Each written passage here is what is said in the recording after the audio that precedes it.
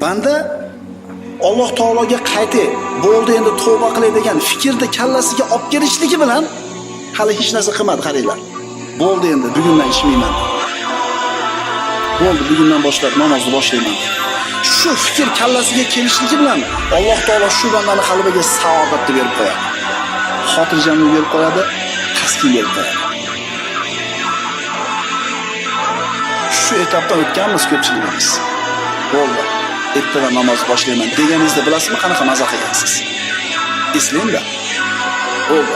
Sigaretni tashladim bugundan boshlab dedingiz. O'sha momentni eslang-da.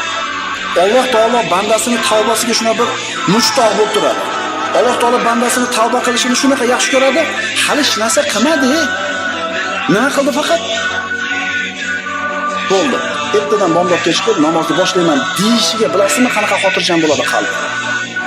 Demak Alloh